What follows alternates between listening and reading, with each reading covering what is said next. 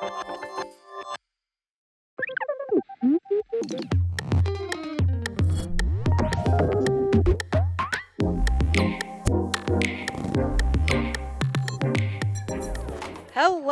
everyone.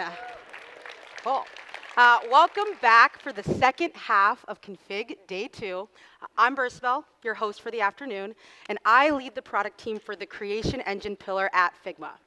Now, my teams build both internal and external development platforms that help developers create new experiences in Figma's products, which is why I'm so excited for this year's Config and all of the exciting features that we're releasing that help both designers and developers work better together. Now, on that note, I'm super excited to introduce the Atlassian team, who've come all the way from Sydney, Australia, to talk to you all about moving from themework to dreamwork. And you're in for a treat. Now, Jade Jiang, a product designer at Atlassian, will be kicking things off. And Jade describes one of her key motivations as understanding the human element behind every design decision. And I just love that, Jade. It's so important to humanize all of the work that we do. And so in Jade's talk, she's going to tell us why building products as a team should work more like playing soccer rather than running a relay race, which especially resonates with me as a diehard soccer fan. So everyone, please welcome Jade to the stage. Okay. Hi, thank you. This is amazing. My name's Jade, and I'm a product designer based in Sydney, Australia. And as Beth mentioned, I'm a product designer at Atlassian. So I believe in the power of collaboration. Collaboration is what makes you feel like you really belong to a team. It's how you adapt to challenges, and it's ultimately how you build better products. But I also believe that in order to see any of these benefits, collaboration needs to be continuous. As a tech industry, we believe in agile development. So we believe in individuals and interactions over processes and tools. So the agile methodology recognizes that people are at the heart of software, and that healthy communication between people is what should be prioritized in a team. We all collectively recognize that a team that feels empowered, it has trust, rapport, respect, is really what we're striving for. But most businesses are far from realizing this level of teamwork. Sometimes organizations tend to reward individual efforts and heroism over being a team player. And so there's a major hurdle that we have to cross, particularly for tech teams working with design professionals. And with the recent conditions in tech, in the changing ratios between designers and developers, we need to remind ourselves just how powerful collaboration can be. And so today, I wanted to share some lessons that I've learned from working with my team and my developers. We'll reframe how we think about work. I'll share 3 strategies that I've learned from my team. And I'm super excited to give you a sneak peek into something that our team's been working on. But first, before we get to that, let's flash back. Let's go all the way back to November 2020. So we're collectively navigating this new world of remote work. I've got my home office set up in the corner of my room at my parents' place. It's come a long way since then. I'm in a Zoom meeting with my team, and a developer shares his screen, showing my designs. So before this meeting, a senior designer and I worked really hard through the problem and solution space.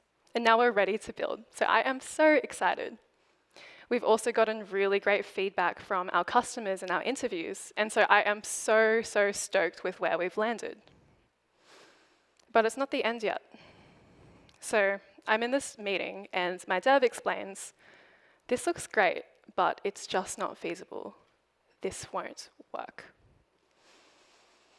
It's summer in Australia, so I'm already a bit sweaty, but now I am sweating. Like, I am just profoundly aware of my sweat bubbling around me. I'm sticking to my chair. It's really gross. And the whole time, I'm flashing back through my work. We had followed the design process to a T, we'd shared along the way, and we'd prepped so well for this handover. So what happened here? How did we get from "this is so valuable" to "this won't work"? We tried to think of any workarounds, but unfortunately, there was no bargaining with this particular technical blocker. It was back to the drawing board. Flash forward a few weeks, and the good news is that we redesigned the feature and we shipped. So that was such an amazing win. But at the time, for me personally, it still didn't feel exactly like this win. The whole time I was redesigning, a small part of me couldn't help but feel really frustrated, and I couldn't quite put my finger on why I felt this way. I couldn't quite unpack it until very recently. So you see, I thought that shipping software was like a relay race, where a designer, like myself, runs with the baton for a while and we get to a solution. We then hand it over to our developers, who then build it and get to the finish line. And when you think about it, so much around us, the business acumen, the language we use, it primes us to think about this exact model. How often have you heard things being phrased as the design phase or getting ready for handover? Even metaphors we use every day in Agile, right? Even working in sprints primes this model of work.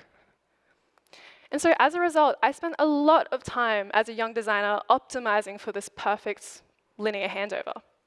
And it's because I thought that rework was bad. I felt panicked when there was that back and forth between myself and my developers, and I thought that rework meant that you're going backwards and that you've wasted effort. So if I'm being really honest with myself, I was so frustrated. I had that emotional response because I was really afraid of it. But if we reframe the way that we think work should get done, it makes all the difference. So rather than this relay race, we should build products more like a team sport. So before I get way too deep into the sports metaphor, I need to make one statement and then pose one question. Statement. Sports is honestly the last thing that I thought I'd be talking about today. As a kid, I was a bit awkward, and I was a bit of a string bean, to be honest. But luckily, I have an older brother, and he is super sporty. He is a really big fan of soccer or football, depending on where you're from. And so last year we returned home and we watched the World Cup together with my family on the TV. And when I was watching, I realized that soccer was actually really similar to how we ship software. So you see, sometimes we can move work from point A to B in a simple sequence of forward passes, and that's amazing. But more often than not, we actually have to pass the ball in all different directions. We have to utilize the strength of the whole team in order to score. There is so much power in collaboration, and the way that we do so is unique to each team and also each situation. So now for my question, what does this mean for us, for designers and developers? Using this soccer lens, rework isn't going backwards at all, but rather rework is learning.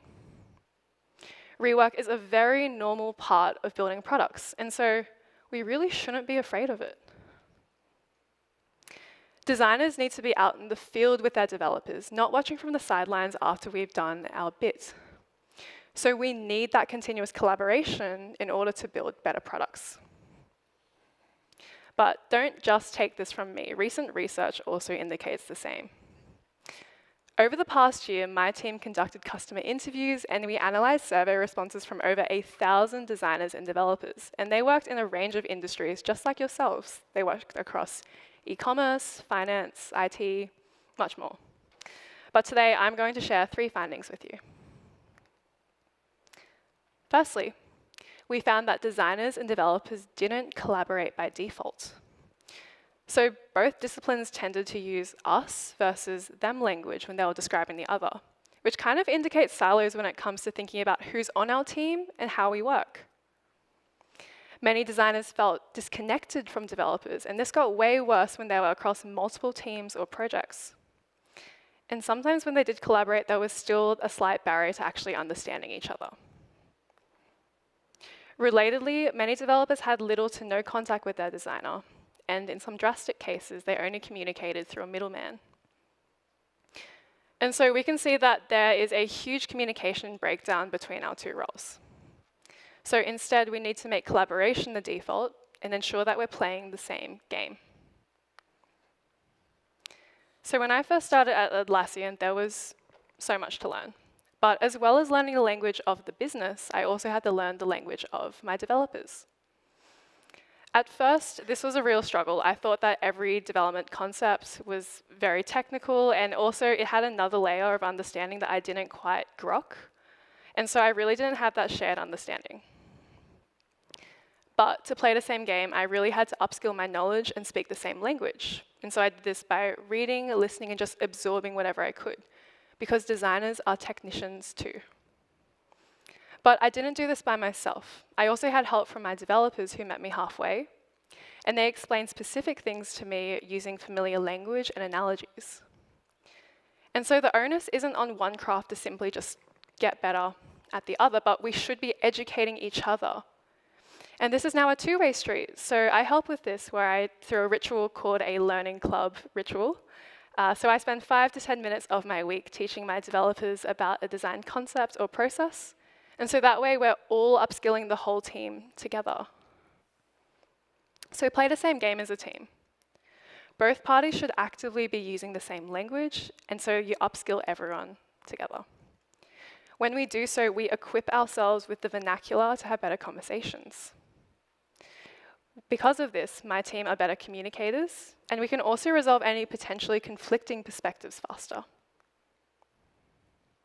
Secondly, the whole team needs to feel shared ownership.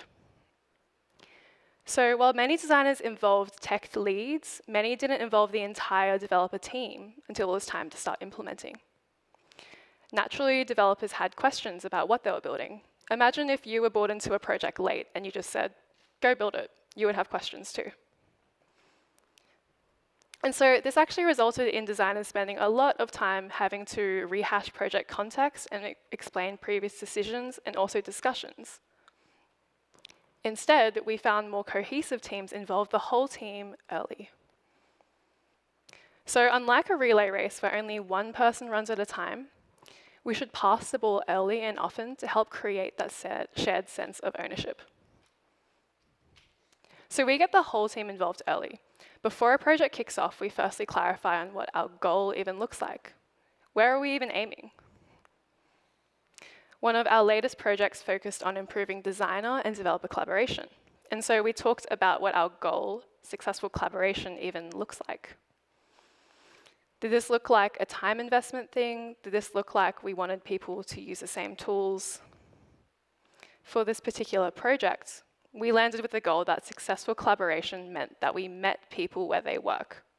So that way we're improving existing workflows and we're improving communication between tools. Okay, so now we know that where we're aiming, what's next? After kicking off the project, we involved the whole team all the way from the beginning, with empathy and with customer research. And so the whole team, including developers, could hear directly from our customers about their problems, needs, and pain points. And this was so helpful with other early working sessions to help define the problem together and also narrow opportunities. After speaking to customers, we identified the problem that developers weren't confident that they were implementing the latest designs. And designers also didn't have visibility over their team or whether they were implementing the right thing either. And we also kept passing as we explored solutions. So I got the whole team involved in ideation and sketching. We do this on paper, but we also use FigJam for this, because this is really helpful for my process as I move from FigJam to Figma, as I, again, ideate and explore wider. And so we are still ideating, exploring wide, but we're involving all our stakeholders early and making them feel involved. They have a voice. As I design, I also run weekly developer sessions with my developers, and so I share what I'm working on no matter what I'm up to. So this way, developers can give continuous feedback, and I can also give my rationale for projects. I also find it helpful to constrain feedback through design fidelity. So for example, sharing FigJam sticky notes and flows when I want concept feedback, and introducing sketches and UI when I want that more precise feedback, and feasibility checks. So pass the ball early and often to create shared ownership. We should be thinking about team and stakeholder inclusion the whole way through a project. When we bring people into the design process, we demystify it. We let stakeholders, we let everyone see the rigor, the trade-offs, the decision-making we make. And so we're really showing everyone the value of design, and we're advocating for our craft as a whole. Finally, we found that handover isn't the end of work for designers. So not a single person spoke about this perfect linear one-time handover. There was always a back and forth. And this is because a designer's contribution isn't limited to one phase. Designers are still deeply involved in the project, and they were involved with things like implementation, QA, and fixing bugs. And this becomes a lot to juggle. And since designs could be updated after handover, it was also easy for developers to miss design updates, leading to last-minute revisions. So unlike a relay race, where we have this one-time handover, this is really more like passing. And so if we pull on that thread, we should keep an eye on the ball and move to respond to avoid those last-minute delays. So just like how I became comfortable with showing my early design work, my developers do the same. And they share what they're building as they're implementing it. So my developers keep me updated by recording short videos that I can catch up on later, and by also giving me access to links to storybook or staging environments. And this way is so important to course correct things while they're still in progress, and this avoids having a long list of things to do right before you're meant to ship. So by implementing together, I can then also move to respond and catch those edge cases early. So again, I used to feel quite frustrated about edge cases. I found that I was constantly shifting context and it was really hard to keep up. But this is if we catch them late. Since then, I realized that it's actually impossible to design for every state out there. So when a developer points them out, it's just them having your back. The best we can do now is identify them as early as possible so that we can respond and resolve them together. We just keep passing throughout. And I also keep an eye on the ball right up until we score. So we do this in my team through rituals like team demos and a testing blitz, where the whole team tests the feature together. But by when your developers share things early in the process, we ensure that when we get up to processes and rituals like this, you actually catch things early. So you can, again, prevent making those big delays and a long list of things to do right before you release. Then, of course, you ship and score as a team. So keep an eye on the ball and move to respond, to ship high-quality work. We covered a lot of ground, so let's bring it all together. We need to build products as a team sport. So this doesn't mean that you're expected to play every position, but rather you understand the whole game, and more importantly, you understand the value of each player, and you work together to score. Working together is adaptive, flexible, and you're optimizing for the team. We can do so by playing the same game, by actively using shared language. We can pass the ball early and often by involving the whole team early. And we can keep an eye on the ball and move to respond by fostering a culture of sharing while things are still in progress. So I find that these takeaways actually help my workflow so much. So during our latest project, we actually had a very similar situation unfold, where a very critical feature to our project wasn't feasible. So this time around, it's 2023, and I'm working from the office. We're in a design session, and as I'm sharing my screen, a developer points out that we can't make something work. But this time, though, I didn't feel panicked. I didn't have what I'm going to call my sweating episode, and thank God I didn't. I was in the office. It still sucked, of course, being set back, but since everyone was on the same journey, we understood the whole process, we could just pass around the blocker as a team. Everyone was already on the same page, and we had shared context. So now we're on the other side. I am so excited to finally share what we've been working on this whole time. So if we're wanting to pass the ball and keep an eye on it, we need to improve our technique of doing so. And so we partnered with our friends at Figma to improve passing between designers working in Figma and our developers planning their work in Jira. But I think it's better if I just show you.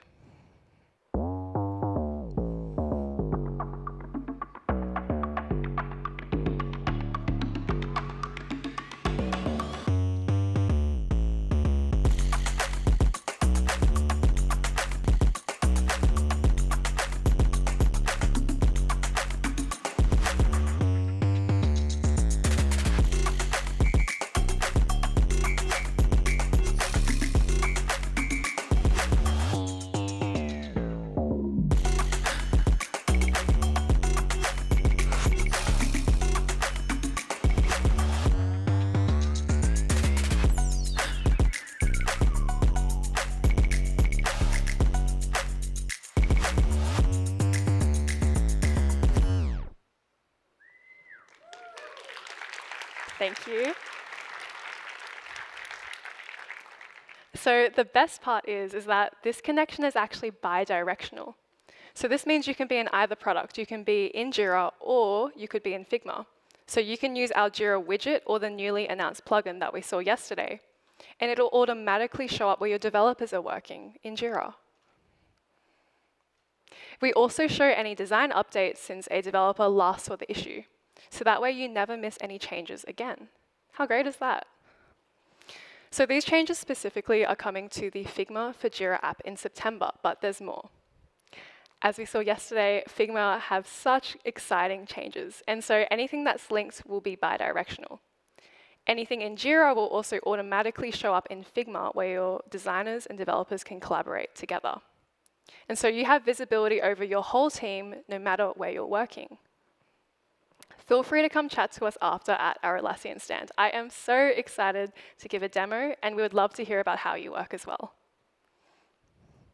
So this project was only possible because of collaboration, and specifically multidisciplinary and cross-functional collaboration. It is the bridge that allows us to get good work out into the world. So we've all studied and worked on our craft for years. We've honed it to a T. But without that connective tissue, unless we learn how to play as a team and leverage the strengths of our whole team, it's really hard for us to get our work out there. Playing as a team is also an Atlassian value, and it's something I adore. I love working with my team, the people that you see here, and we believe in collaboration. So if there's one thing you take away from this talk, it's this. Collaboration between designers and developers isn't a nice to have, but collaboration should be a very core part of our work. Thank you so much.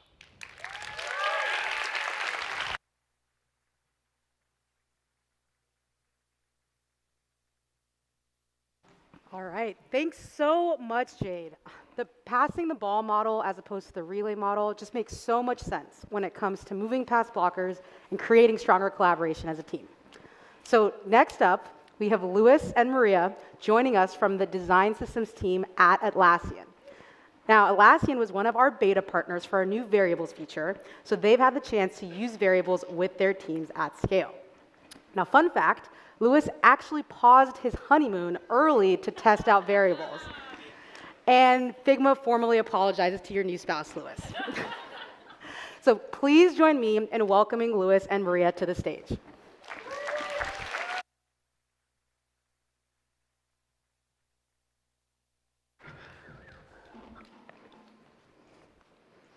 Hi, everyone, and good afternoon. I'm Maria Christley, and I'm the head of design for Atlassian's UI platform.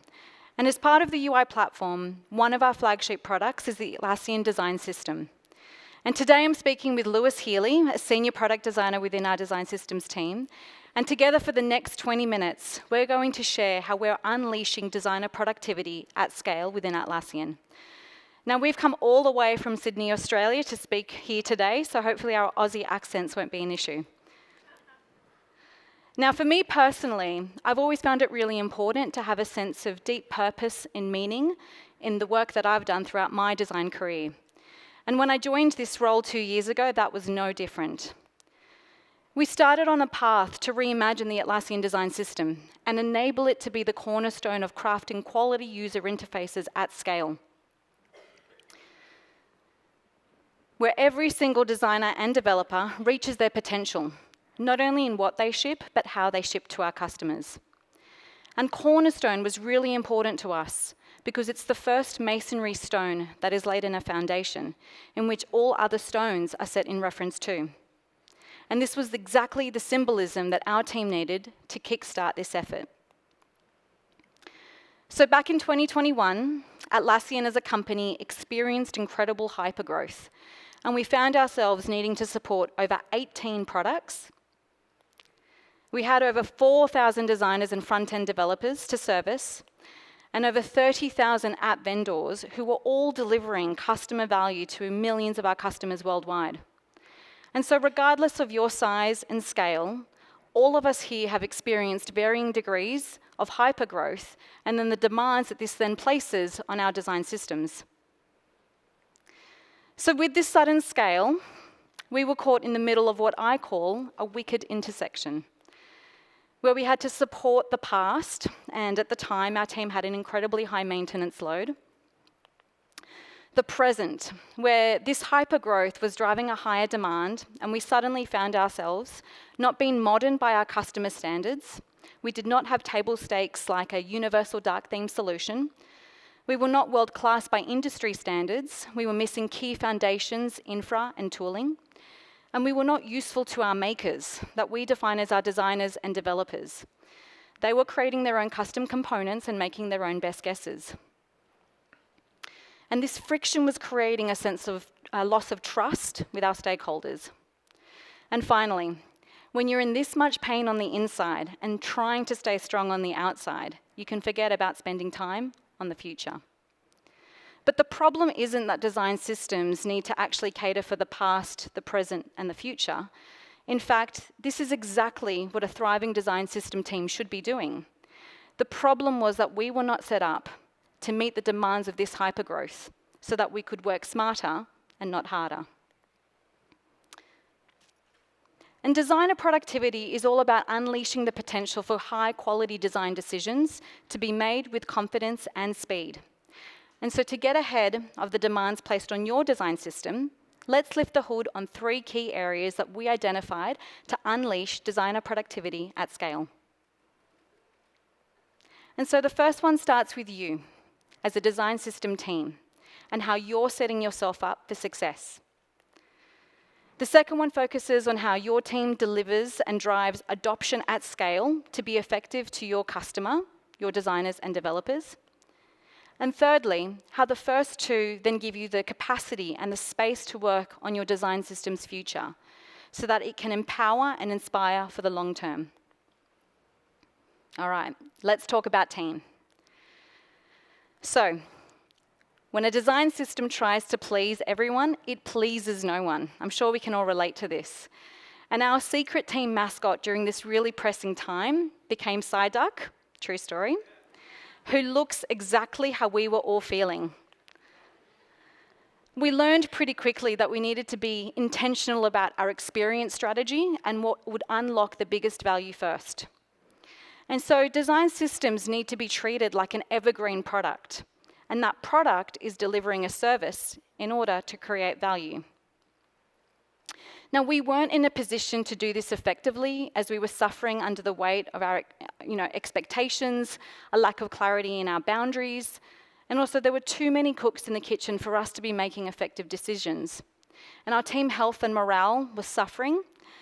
And as design systems are for people, the people that you should invest in first is that of your own team. You need to create the right environment for your team to harness this equation and realize that value. Now, I realize how obvious that might sound, but without naming any names, how many times in the physical or digital world have we seen these types of examples? Where the carpeting department is clearly not speaking to the building department, and this has created a major usability fail. Or even in the year 2023, where we all still continue to see the latest parking ticket machines look like this. And I don't have any words for that. So all of this is actually referred to Conway's law, where an organization's output is directly related to how it communicates internally. In other words, how we organize our teams affects how we perform our work. And so as a design system team, we decided to use this law to our advantage. We actually co-designed our org structure within our team to make sure that they were brought on the journey and to make them feel a part of this transformation. Jack, engineer, highlights how empowering this was making him feel. And so not only did this serve as a way to embed an understanding of our direction, but it actually also enabled team members to see themselves in it. Here, Ali, one of our designers, is asking a great question on team partnerships.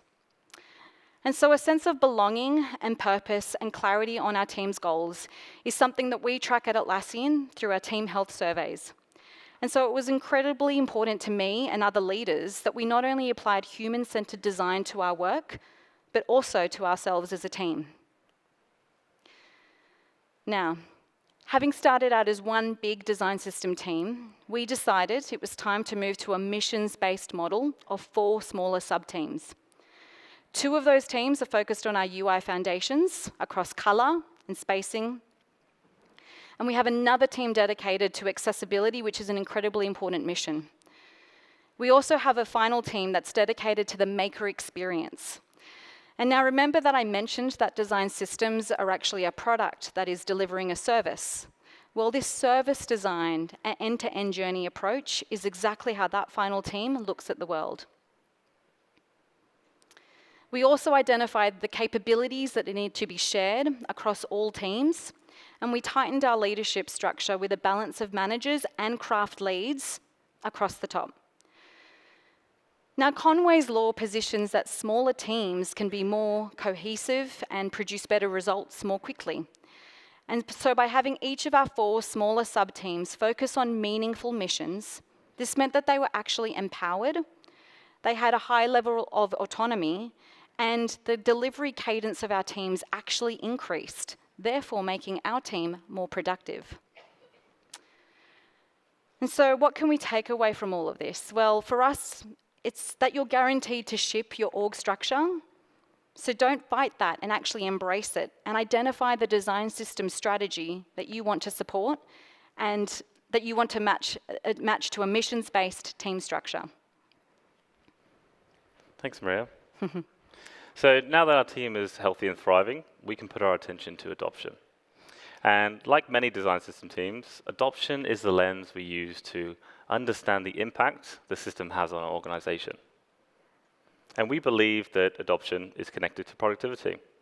Higher adoption means that our makers, who are design, content, and engineering, are utilizing existing foundations, components, and patterns. Adoption reduces design deviating from code and reduces back and forth, producing a more productive and effective maker experience. After all, your design system is only as good as its adoption.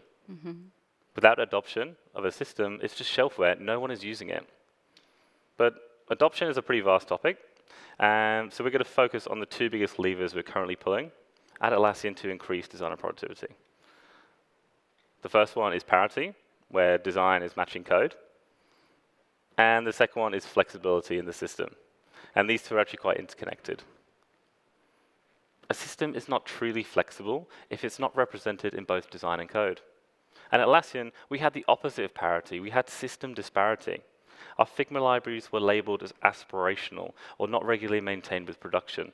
And this workflow was costing us in productivity. It was causing unnecessary translation. For example, when an engineer inspected a component during a handover, what they saw in Figma versus code was sometimes very different. And to be honest, this is not an ideal collaboration when you're trying to unleash designer productivity. But when our system focused on maintaining parity, we saw improvements in productivity. There's now harmony between our design and code. The contract between Figma and our code base is as close as we can get it. Engineers can trust that components won't have any unplanned customization or iteration, and designers can feel confident that what they're designing and testing will be built accurately. Parity is also great for the customer. When our makers are using more of what already exists, in the design stage, we believe this will translate into more visually cohesive and consistent user experience across our products. So there's definitely productivity in parity. When the coded components have a Figma equivalent, everyone is set up for success. But parity is hard at any scale. And I'm sure many of you here are maintaining your own Figma libraries have come across this challenge. And at Atlassian, we are no different. We have over 65 active Figma libraries that are used across product and platform teams, which equates through thousands of components. So that's a lot to maintain. And the reality is that some of these Figma libraries may never truly match code with the tools we have available today. And that's okay. Parity is still our end game. So we need to strive for a culture that supports maintenance and management of Figma. And this doesn't happen overnight. But with every new feature that Figma releases, they do make it easier to maintain and manage our components. The release of auto layout allows us to match flexbox in code. The release of component properties allows us to match React properties in code, and obviously the release of variables allows us to match design tokens. And we've been lucky enough to get early access to variables and some of the features of dev mode, so we're going to show you a few demos of how we're using them for productivity and parity. So at Atlassian, we support both light and dark mode, and the way we manage this in Figma is to create both light and dark styles within the same Figma file, as you can see on this kind of right-hand panel. This actually added a great deal of maintenance burden to our system, as we had both light and dark mode for each component. So any changes had to be implemented twice, causing design debt, as you can see here. But with variables hooked up, we can set the theme for a single component, just like code. This has literally halved the work needed to maintain component modes, and it enables us to productively support other modes, like high contrast and density in the future. We've also been utilizing the mode inheritance feature within Figma variables. I can drag this light mode complete sprint button from our sticker sheet to an artboard, and it will inherit the mode automatically. Our makers now don't need to search for a specific dark mode version or switch the experience themselves, saving a lot of time. And finally, when components have their code equivalent, dev mode makes it easy for an engineer to have what they need to succeed. When we inspect a component during the handoff stage, every component includes React syntax that they can copy straight into their code editor. Also, our props match one-to-one with code, even the casing. So when an engineer wants to learn more on our publicly facing docs at Atlassian.design, everything links up. So we've worked with a few teams to uplift Figma libraries to the latest features and parity, and we found that we can save, on average, 6 to 10 hours a week per designer in design time during a project's crucial design and handover stages. So by focusing on maintaining a productive workflow in our tools, we are unlocking time for our makers to establish high-quality design decisions. But higher quality and higher productivity meant greater demand of our system. And we realized our system wasn't set up for this scale of demand. Our system was too rigid. It didn't have the flexibility we needed to be creative and autonomous at scale. So let me give you an example of what a rigid system is. Let's take this card component as an example. This is actually one of the most requested components from our makers. Even if we had the most amazing component API, we could never keep up with the needs of 18 plus products. What if a product team wanted to add an icon to this card? Our team's capacity would be that bottleneck. But we don't want to keep adding features for every use case. It's adding more and more maintenance burden to our core team. We can only support so much at scale. So the component fails to meet the needs of our makers. And when a component fails, people detach. Detachments, you've lost them forever. The component can no longer inherit the latest and greatest updates.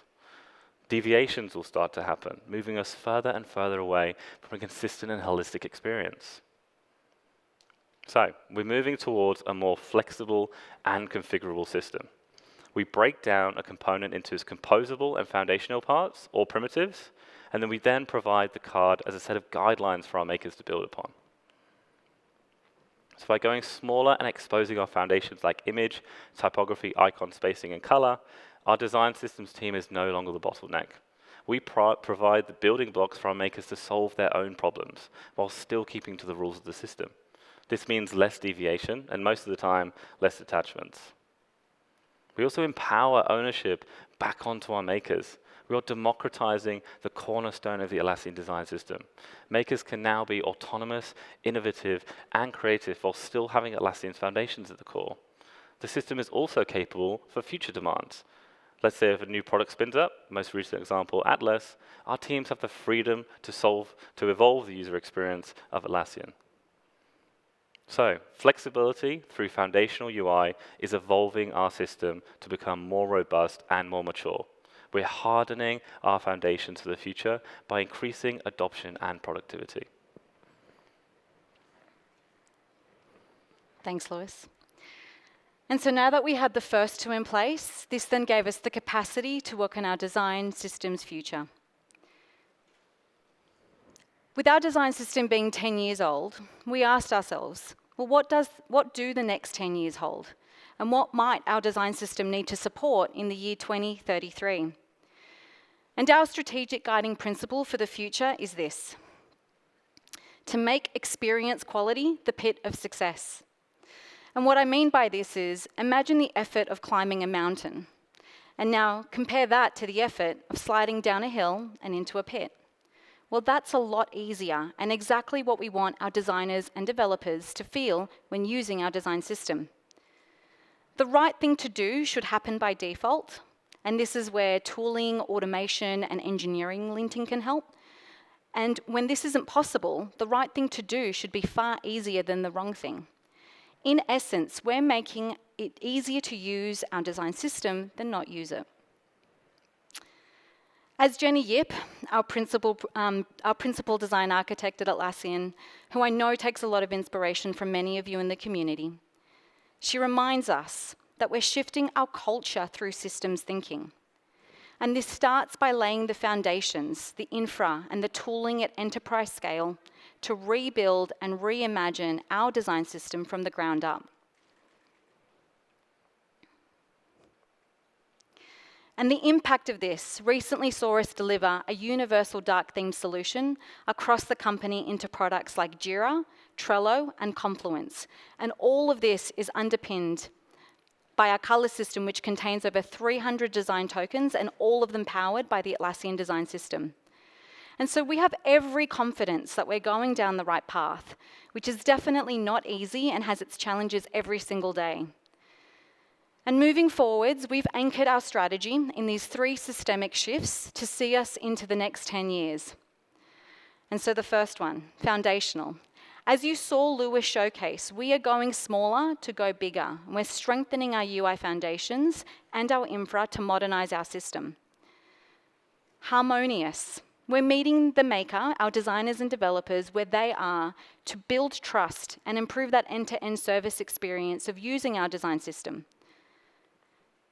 And empowering, where we scale our system into a platform that powers other local systems as we become more flexible and extensible to build from. And so all of this starts to democratize our design system and multiply the impact and the potential of every team.